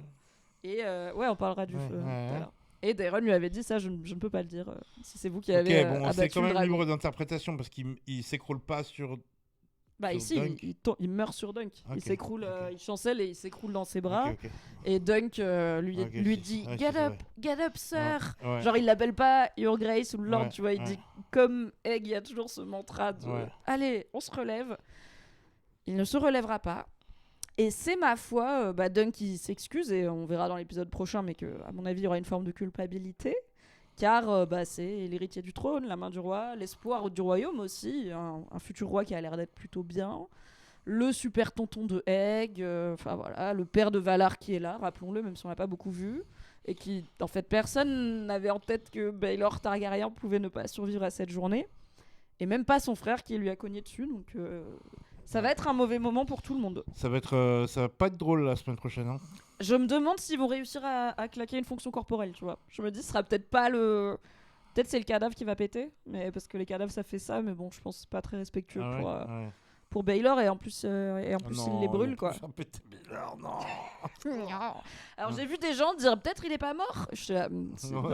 Comme quand ça me fait penser à. Mais même moi j'étais genre non, il est pas mort. Est-ce qu'on meurt vraiment s'il nous manque la moitié Ned Stark. Ah oui. Ce n'est qu'une égratignure, comme dans les Monty Python, le mec à qui ils l'ont pas montré, donc. Il est mort. Baelor est dead. Il n'y a pas de Mélisandre dans le coin pour le ressusciter a priori. Oui, le chat rappelle bonne anniv à la fille Ashford qui du coup a vu mourir les rites. Sale ambiance, franchement, pour Lord Ashford. J'ai la malice dans le premier épisode là. Ouais. Et même Lord Ashford, tu vois, il était content d'avoir un tournoi avec des princes et tout. Au final, il y a le prince Targaryen qui a failli se faire casser la gueule par un obode chevalier errant sur son terrain. Et pendant le même combat, l'héritier du trône Targaryen est mort. Le retour à King's Landing, il va se faire dans une forme de gêne, mon gars. Ça va être compliqué. Et à King's Landing, les gens, ils savent pas. Tu sais, il y a le roi, la reine, les autres enfants à Baelor. Il va falloir dire alors, papa. Pour un mec, c'était qui Sir Duncan de Toll, c'est qui? Ouais. Si, tu sais, l'héritier de Harlan de Pennytree. Bah oui, parce que l'autre, il avait tapé une meuf. Une meuf qui faisait des marionnettes, c'est ça? Ouais. Il a fait quoi? Il lui a cassé le doigt? Bon, d'accord. Et Baelor est mort. Ça m'a l'air d'être un peu un effet papillon, tout ça. Mais oui. C'est l'effet papillon quand on est des Targaryens et qu'on est des connards. On demande dans le chat qui, du coup, est l'héritier du trône. Alors, normalement, c'est Valar, le fils aîné de Baelor. Mais ça peut aussi, donc, Baelor a 2 frères et après il y a Maekar. Donc ça peut être le deuxième frère, en gros, comme le roi est encore vivant. Il y en a 2 qu'on n'a pas vu, on est d'accord. Oui, il y en a 2 entre eux qu'on n'a pas vu. Comme le roi est encore vivant, il pourrait choisir de définir comme héritier son nouveau fils aîné et pas le fils aîné de son fils aîné décédé, si jamais Valar avait pas l'air prêt pour le trône ou quoi. Valar avait des valeurs un peu... mais a priori, s'il n'y a pas contre-ordre, c'est Valar qui se retrouve héritier du trône. Voilà, c'est la fin de cet épisode 5 de A Night of the Seven Kingdoms. On peut tous et toutes faire le deuil de ce daddy qu'on aura si peu connu, mais qui aura su nous donner espoir dans un monde meilleur. En 5 épisodes. Donc là, les gens disent incroyable, c'était le seul bon Targaryen et il est mort. Parce moi, j'aime pas les gens qui disent... S'il était pas mort, on n'aurait pas d'histoire. Qu'est-ce que tu penses ? Je pense que rien ne... En fait, je pense que c'est parce que Baelor est mort avant d'être roi qu'on se dit que ça aurait été un bon roi. Je pense que c'est toujours plus facile d'être parfait quand on n'a pas à faire le truc. Et que le pouvoir corrompt les gens. Déjà. Et en fait, je pense que bon roi ou pas, le fait que les Targaryens n'aient plus de dragons et qu'ils soient là que depuis 200-300 ans, ça aurait posé un problème. Je pense que Baelor, il aurait dû gérer peut-être pas la rébellion de Robert à ce point-là. Mais au moins lui, il le savait. Il le savait. Il essayait, oui. Il le savait qu'il fallait être un peu sympa parce qu'on n'avait pas de dragon. Oui, je suis pas sûr que ça aurait suffi, mais je pense qu'il aurait été à minima comme Viserys, tu vois. Ouais. Un roi qui mène pas spécialement de guerre et tout, mais qui est peut-être un peu naïf par rapport à la cruauté du monde et tout. On en parlait en... C'est sympa, il nous manque quand même. Il nous manque. Mais tu vois, de son vivant, on était là, gars, prépare un peu l'héritage. Enfin, pas le premier. Pas le frère de Daenerys. Ouais. Non, pas celui-là. Il me manque un peu. Ouais. Bah franchement. Il a joué dans quoi, lui? Il fait l'audiobook de The Hedge Knight. Okay. Il a joué dans d'autres trucs aussi, mais Harry Lloyd fait l'audiobook en anglais de The Hedge Knight et il fait très bien la voix de Baelor qui a une moitié de crâne en moins quand il parle avec une voix un petit peu bizarre. Je te l'ai dit en off, mais la mort de Baelor Targaryen, en gros, c'est la version Westeros de la mort de JFK, donc de l'assassinat de Kennedy, qui, dans la vie de George R. R. Martin, dans la vie de beaucoup d'Américains et d'Américaines qui étaient vivants à ce moment-là, en 63, c'était aussi la mort de pas mal, de l'espoir, de l'optimisme, Il y a cette idée comme quoi il aurait probablement mis fin plus tôt à la guerre du Vietnam. Il n'aurait pas été aussi... parce que donc après Kennedy, que je dise pas de bêtises, il y a eu genre Reagan et Nixon, donc c'était pas fou. Et qu'en gros, c'est aussi un truc qu'on retrouve pas mal chez Stephen King, qui a carrément fait tout un roman où le héros part dans les années 60 pour essayer d'empêcher l'assassinat de Kennedy. Parce qu'il y a cette idée de... Sa mort a cristallisé, voilà, la mort de l'optimisme, la mort de l'espoir, la mort d'un autre futur possible pour notre pays. Et je pense que ça soit Kennedy ou Baylor Targaryen, c'est un peu réducteur de penser qu'un seul homme aurait pu tout changer, mais oui, probablement que si cet homme-là avait été au pouvoir et pas celui qui y sera finalement, bah, les choses auraient été différentes et peut-être plus apaisées, plus égalitaires. Après, pour l'instant, le roi est toujours sur le trône et il n'est pas spécialement vieux, ni malade, ni rien, donc voilà, ça se trouve Valar, fils de Baylor, il a les mêmes valeurs, Valar, et puis on le saura au prochain épisode. On le saura dans la prochaine saison. Alors, est-ce que c'est le meilleur épisode de tout Game of Thrones? Non, moi je trouve pas, parce qu'en plus, la partie flashback qui prend quand même la moitié... Les gens disent ça beaucoup. Je vous fais un sondage, ok? Est-ce que c'est un 12 sur 10, c'est-à-dire un épisode irréprochable, au-delà de tout ce que vous avez pu voir en termes de qualité? Voilà. Est-ce que c'est un... Je sais pas, allez, 9 sur 10. Non, c'est très bien. Est-ce que je peux me permettre? Oui. Qu'on fasse autrement? Je suis nul en sondage. Est-ce que c'est le meilleur épisode de Hancock? Ouais. Le meilleur épisode depuis les bons épisodes de Game of... Le meilleur Westeros? Ouais. Donc House of the Dragon et Game of Thrones et Hancock. Quoi. Ouais, ok. Ou le meilleur depuis... les bonnes saisons de GOT. Ok. Je vous mets le meilleur depuis Game of Thrones, ce qui veut dire qu'en gros, vous n'avez pas vu mieux dans House of the Dragon. Ouais. Et attends, un dernier. Le meilleur depuis Viserys qui marche jusqu'à son trône. Ah là là. Le meilleur depuis Viserys. Je peux pas faire très long. Ok, Viserys et Viserys. Je peux pas mettre la dernière lettre. Je vous mets le sondage dans le chat. On a un peu fait... un similaire la semaine dernière. C'est compliqué le meilleur depuis quand Game of Thrones c'était bien, parce que ça dépend à qui tu demandes. J'ai vu pas mal de gens comparer cet épisode à la Battle of the Bastards, parce qu'il y a le côté où avec Jon Snow t'es pareil, t'es au cœur de l'action, c'est très claustro, c'est étouffant. Moi je trouve ça a un peu rien à voir, j'aime pas trop la Battle of the Bastards. Ah bon? En fait elle est bien filmée, mais déjà je suis énervée qu'ils portent jamais de casque.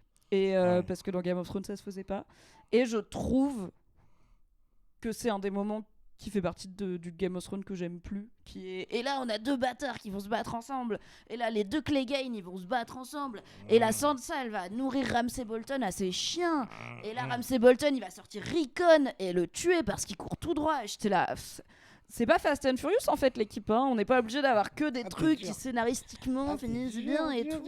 Moi je pense que dans le livre il va pas y avoir une bataille épique entre Jon et Ramsay Bolton, hein, mais bon. Nous verrons. Bon, vous êtes globalement, c'est le meilleur épisode de A Night of the Seven Kingdoms. Il y en a qui disent c'est le meilleur épisode depuis la longue marche de Viserys, donc depuis House of the Dragon saison 1. Je suis peut-être d'accord, je sais pas. Bah, pour moi, je peux pas dire ça parce qu'il y a quand même la moitié de l'épisode. Il y a peut-être aussi des gens qui l'ont trouvé pourri l'épisode. Hein. Si vous avez trouvé l'épisode pourri, votez pas. Vous êtes là depuis 2 heures et tout à nous écouter parler de cet épisode que vous avez pas aimé. Bah, peut-être. Hein. Le meilleur Westeros, il y a quelqu'un qui dit. Le meilleur Westeros, qui êtes-vous? Dénoncez-vous. Ouais, j'ai vu. Le meilleur depuis une seule. Ouais. Moi, honnêtement, j'ai préféré le précédent. J'ai préféré avoir Dunk de nuit qui rencontre plein de membres du tournoi, plein de nobles. Le fake out avec Stephen Fossoway, le moment de fin où Baylor il arrive et où t'as la musique qui kick. Tu vois, c'est plus ça qui me fait vibrer. Après, j'ai adoré la partie bagarre et Baylor de cet épisode, mais le flashback au milieu, j'ai bien aimé Arlan, j'ai pas trop aimé le reste, donc je peux pas dire c'est mon préf vu qu'il y a au moins un tiers où je suis là. Ok, d'accord. Mais vous êtes en majorité à dire que c'est le meilleur depuis la marche de Viserys, donc quand même après c'est souvent le cas quand l'épisode on en sort tout juste, hein, on est encore encore le cœur bias dedans. comme dit Mimi. Voilà. Toi tu le places meilleur depuis Viserys? Non, je sais pas. Non. Je sais pas. Je sais pas. Rappelle-toi quand on parlait de Daemon à Harrenhal et qu'on en faisait des gorges chaudes. Oui, mais c'est pas pour ça que je trouvais l'épisode. Non, je pense que le meilleur épisode de House of the Dragon, c'est Viserys. Oui, moi aussi. Oui. Ok, donc à partir de là. Ok. Donc à partir de là, Night of the Seven Kingdoms commence et ce qu'il doit battre, c'est l'épisode Viserys. Et on n'a pas eu cette ampleur. Est-ce que cet épisode bat l'épisode Viserys ? Non.